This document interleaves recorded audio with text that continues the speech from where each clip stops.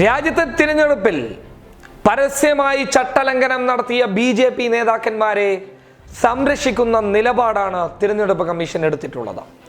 അതിന് ഏറ്റവും വലിയ ഉദാഹരണമാണ് നരേന്ദ്രമോദിയുടെ പ്രസംഗങ്ങൾ. രാജ്യത്തിൻ്റെ വ്യോമസേനയെയും അതുപോലെ തന്നെ സൈനികരെയും മുന്നിൽ നിർത്തി വോട്ട് ചോദിച്ച നരേന്ദ്രമോദി, ആ നരേന്ദ്രമോദിക്ക് ക്ലീൻ ചീട്ട് നൽകാനാണ് തിരഞ്ഞെടുപ്പ് കമ്മീഷൻ തയ്യാറായിട്ടുള്ളത്. അതിൻ്റെ ഏറ്റവും വലിയ ഉദാഹരണം എന്ന് പറയുന്നത് ഏപ്രിൽ 1, 9, 21, 25 നടത്തിയ നരേന്ദ്രമോദിയുടെ പ്രസംഗങ്ങൾ.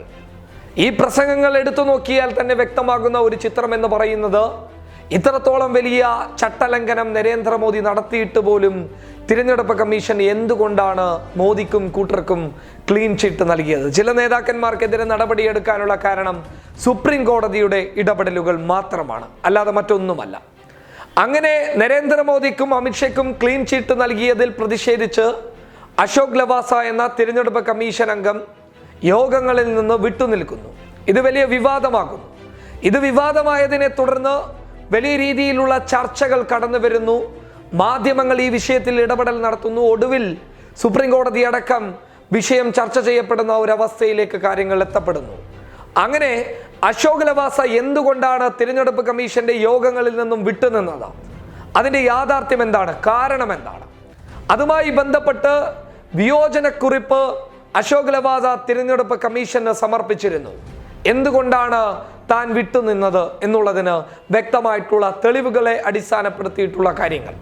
എന്നാൽ ഈ കാര്യങ്ങൾ വിവരാവകാശ നിയമപ്രകാരം ചോദിക്കുമ്പോൾ തിരഞ്ഞെടുപ്പ് കമ്മീഷൻ മറുപടി നൽകുന്നത്, ആ വിയോജനക്കുറിപ്പ് ഞങ്ങൾക്ക് പുറത്തുവിടാൻ വേണ്ടി സാധിക്കുകയില്ല. അത് പുറത്തുവിട്ട് കഴിഞ്ഞാൽ തിരഞ്ഞെടുപ്പ് കമ്മീഷൻ അംഗമായിട്ടുള്ള കമ്മീഷണറായിട്ടുള്ള അശോക് ലവാസയുടെ ജീവന് തന്നെ ആപത്തുകൾ സംഭവിച്ചേക്കാം, ജീവൻ തന്നെ നഷ്ടപ്പെട്ടേക്കാം എന്നാണ് അവർ പറയുന്നത്. ഇതെങ്ങനെ സാധ്യമാകും? അതിനവർ കാരണം പറയുന്നത്, വിവരാവകാശ നിയമപ്രകാരം ഏകദേശം സെക്ഷൻ 1G പ്രകാരം ഒരു വ്യക്തിയുടെ ജീവൻ നഷ്ടപ്പെടുന്ന ഒരു സാഹചര്യം അങ്ങനെ ഉണ്ടായിക്കഴിഞ്ഞാൽ ഇത്തരം രേഖകൾ നൽകേണ്ടതില്ല എന്നാണ് തിരഞ്ഞെടുപ്പ് കമ്മീഷൻ ഇതിന് ഉത്തരമായി നൽകിയിട്ടുള്ളത്. എന്താണ് ഇത്രയും വലിയ ആ രഹസ്യം? രാജ്യത്തെ പൊതുജനങ്ങൾ അത് തിരിച്ചറിയട്ടെ. അശോക് ലവാസ വിയോജനക്കുറിപ്പിൽ എന്താണ് പറഞ്ഞിട്ടുള്ളത്? ആ പറഞ്ഞിട്ടുള്ള സത്യങ്ങൾ പൊതുജനങ്ങൾ അറിയേണ്ടതല്ലേ? രാജ്യത്തിന്റെ തിരഞ്ഞെടുപ്പുമായി ബന്ധപ്പെട്ട വിഷയം, ജനാധിപത്യ പ്രക്രിയയുടെ ഏറ്റവും വലിയ സ്രോതസ്, ആ സ്രോതസ്സിൽ സംഭവിച്ചിട്ടുള്ള ക്രമക്കേടുകൾ എന്താണ് എന്നുള്ളത് രാജ്യത്തെ പൊതുജനങ്ങൾ തിരിച്ചറിയണം. എന്താണ് ആ വിയോജനക്കുറിപ്പിൽ പറഞ്ഞിട്ടുള്ളത്? ആ വിയോജനക്കുറിപ്പിൽ മോദിക്കെതിരെയും അമിത്ഷയ്ക്കെതിരെയും നടപടിയെടുക്കാത്തതിന്റെ കാരണത്തിന്റെ യാഥാർത്ഥ്യം, പച്ചയായ സത്യം വിളിച്ചു പറയുന്നുണ്ടാവാം.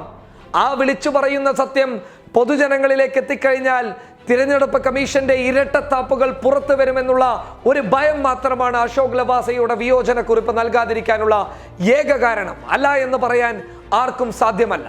എന്തായാലും ഇത്തരത്തിലുള്ള നെറികേടുകൾ പുറത്തു വരുമ്പോൾ വ്യക്തമാകുന്ന ഒരു ചിത്രം എന്ന് പറയുന്നത്, രാജ്യത്തെ തിരഞ്ഞെടുപ്പിൽ അട്ടിമറി സംഭവിച്ചിരിക്കുന്നു. അട്ടിമറിക്ക് തിരഞ്ഞെടുപ്പ് കമ്മീഷൻ കൂട്ടുനിന്നതിന്റെ വലിയ പച്ചയായ മുഖമാണ് അശോക് ലവാസയുടെ വിയോജനക്കുറിപ്പ് പോലും നൽകാൻ തയ്യാറാകാത്തതിന്റെ കാരണം. News desk public Kerala.